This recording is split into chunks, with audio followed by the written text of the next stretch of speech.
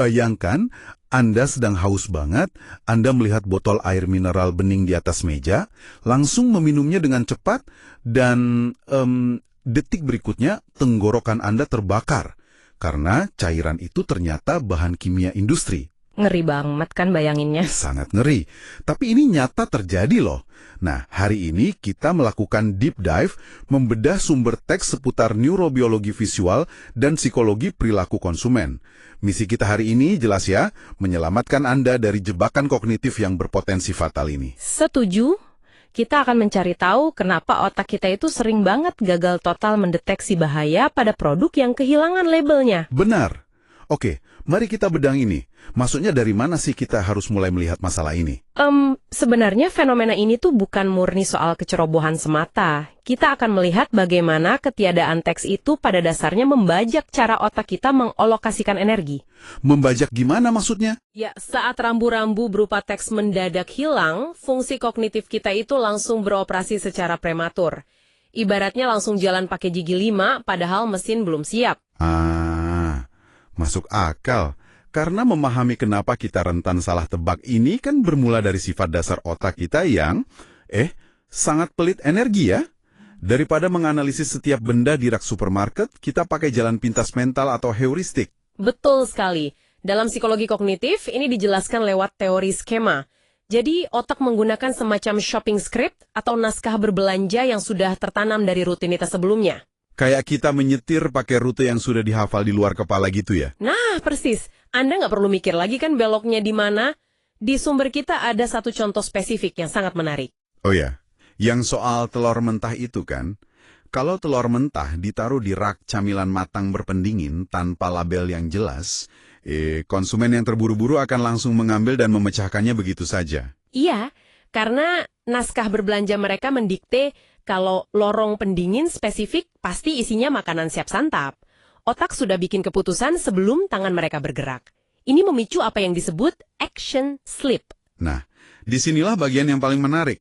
Kalau sebuah produk itu tidak punya label teks sama sekali, bukankah insting bertahan hidup kita secara logika akan memaksa otak untuk melambat? Harusnya sih gitu ya. Maksud saya, ketiadaan informasi seharusnya bikin kita lebih analitis dong, mengamati bentuk wadahnya dengan lebih kritis. Asumsi logisnya memang begitu.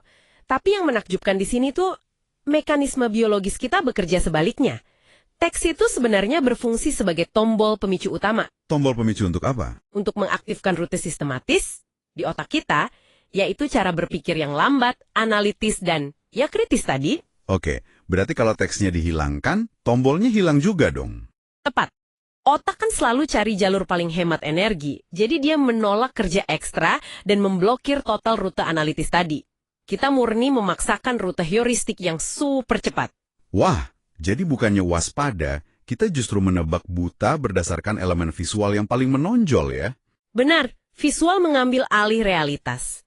Contoh klasik dari literatur kita itu daging sapi yang dijual tanpa label deskriptif yang memadai. Ah, iya.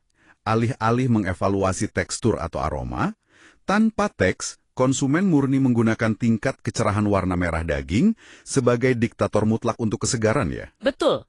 Padahal secara biologis, warna merah terang itu bukan jaminan mutlak kalau dagingnya segar atau aman dikonsumsi. Otak mengabaikan fakta biologis lainnya. Dan ini bukan sekedar masalah salah beli lauk makan malam kan? Mengandalkan visual secara buta, ini memicu konsekuensi berbahaya. Sangat mengerikan.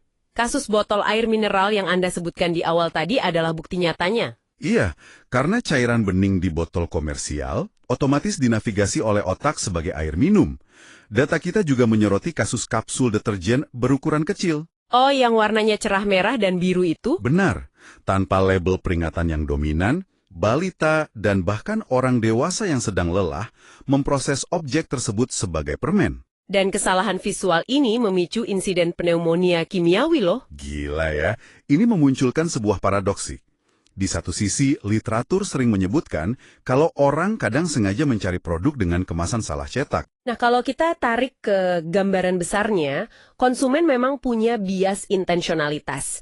Mereka menyukai produk salah cetak karena dianggap langka, unik, ada nilai seninya lah. Tapi ketika labelnya hilang sama sekali dan fungsinya jadi kabur, reaksinya bukan lagi apresiasi dong, melainkan kepanikan. Tepat sekali. Bias tersebut hancur lebur oleh insting penghindaran kerugian atau loss aversion. Ketakutan kita akan racun itu jauh melampaui rasa penasaran terhadap desain yang estetis. Jadi reputasi sebuah merek akan hancur permanen ya, kalau mereka gagal mengomunikasikan identitas bahaya secara proaktif? Pastinya. Jadi apa sih arti dari semua ini buat Anda yang mendengarkan? Kesimpulannya sederhana, saat teks dicabut dari sebuah kemasan, isyarat visual dan asumsi masa lalu, kita itu bukanlah panduan yang bisa diandalkan. Mereka berubah wujud menjadi jebakan kognitif. Wah, tanpa teks, kita dibiarkan tenggelam dalam buramnya tebakan yang berbahaya. Dan ini membawa kita pada satu pemikiran untuk Anda renungkan sendiri setelah deep dive ini. Silakan. Jika sains secara gamblang membuktikan bahwa ketiadaan label bisa memicu kegagalan kognitif yang fatal, lalu seberapa besar sebenarnya bahaya tersembunyi dari tren desain minimalis modern yang semakin sering membuang teks deskriptif hanya demi estetika kemasan yang Instagramable?